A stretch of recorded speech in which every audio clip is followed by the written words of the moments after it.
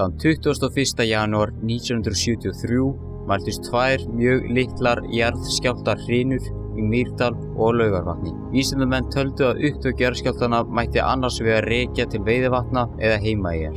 Mun algengara var að upptök jarðskjálfta á þessu svæði mætti rekja til Veiðivatna og því veðjuðu menn í þetta skiptið á að rekja mætti jarðskjálftahrinurnar þangað. Það reyndist þó ekki vera rétt og því hófst gos í Vestmannaeyjum sem enginn bjóst við og engar varúðarráðstafanir gerðar þegar gosið hófst mjög nálægt byggð í Vestmannaeyjabæ. Fram að þessum tíma héldu menn að Heimaey væri óvirk og kulnuð eldstöð. Eldvirkni á Íslandi er aðallega tengd við tvö gosbelti. Þau liggja frá Reykjanesi til Langjökuls annars vegar og frá Vestmannaeyjum til Melrakkasléttu hins vegar. En var því gosbelti kleift að færa suður vegna samspils öflugrar möttulstróksins undir landinu og flekaskilana. Það er Ameríku og Evrasíuflekaskilana. Rannsóknir sýna að myndun Vestmannaeyja hafi að mestu leyti verið vegna gosa neðansjávar og jafnvel að einhverju leyti gosa undir jökli. Hlóðust þær að mestu upp á síðustu 15.000 árum og eru þær því taldar ungar á jarðsögulegum mælikvarða. Gosminjar við Vestmannaeyjar hafa flestar fundist suður og vestur af Heimaey, en eru þær 70 talsins. Einnig mynda þær flestar hryggi eða þústir neðansjávar, þar sem gos hafa ekki verið nógu aflmikil fyrir eyjamyndun. Stærst eyjana er þó Heimaey, eða nánar tiltekið 13,4 ferkílómetra og er hún eina eyjan í byggð. Hún er samsett úr nokkrum goseiningum sem hafa náð að tengja saman, enda er miðja eldstöðvakerfisins undir Heimaey og því mesta eldvirknin þar. Upphaf þessa eldstöðvakerfis má rekja til síðasta jökulskeiðs. Eldstöðvakerfið er það bil 38 km langt og 30 km breitt og felst virkni þess í goshrinum sem standa líklega í nokkur hundruð ár. Möguleiki er að gosið í Heimaey hafi verið síðasta gosið í nýjustu gosinu eldstöðvakerfisins, en tók það áratug að verða að veruleika.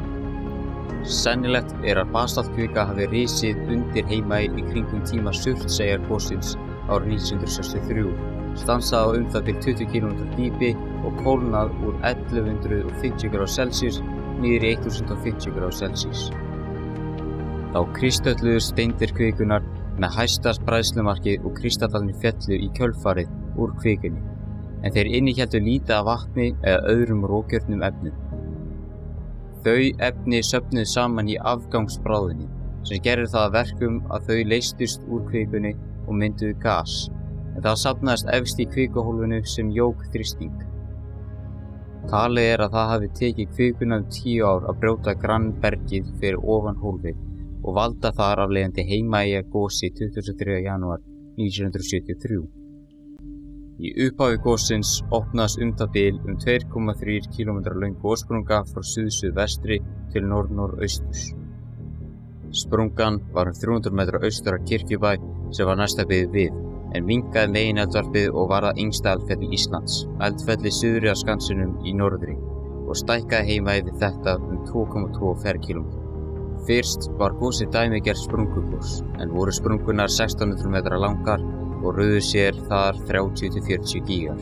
Hraunflygsur sáust þeytast upp í 600 metra hæð og hraunkúlur flugu að minnstakosti 2500 metra út í andrúmsloft. Stundum rigndi glóandi hraunflygsum og það skaust hratt og í miklu magni á ytri vegg fjallsins. Fólk hélt því fram að þetta væri merki svokallaða hraunstrauma. Hraunkvikan leitaði svo út í sjó og kom það sér vel fyrir íbúa Vestmannaeyja því þá ógnaði það þeim ekki. Kvöldið sem gosið hófst kallaði loftskeytastöðin alþjóðaneyðarkallið Mayday og tilkynntu að það væri byrjað að gjósa í bænum.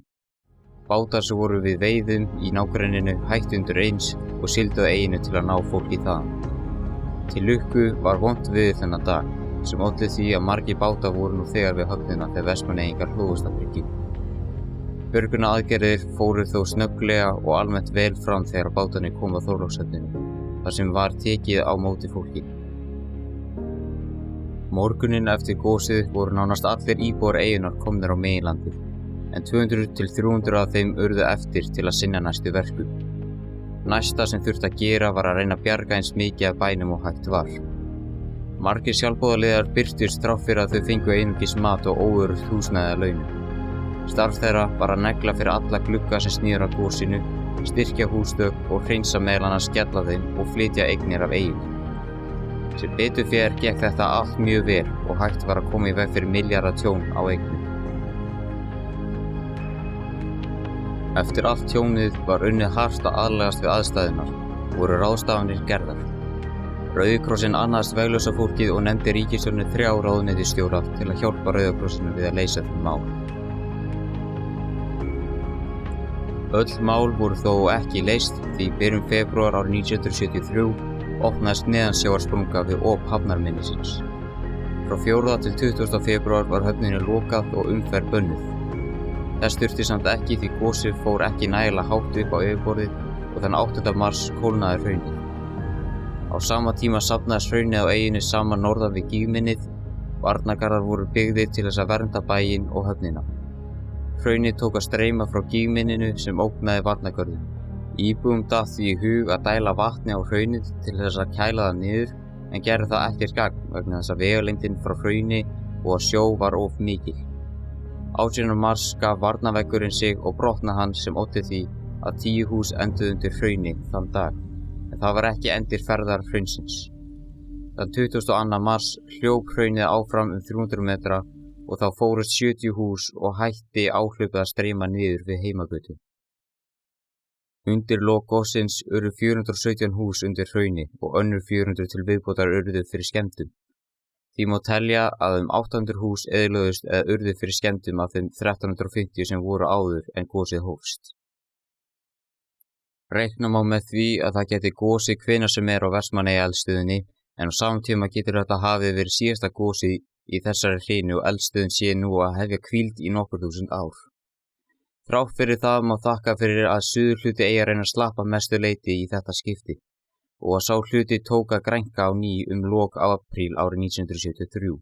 Þaðan af í maí minnkaði eldvirknin í eldgígunum og í júní mældist engin hraunrennsli frá gígunum.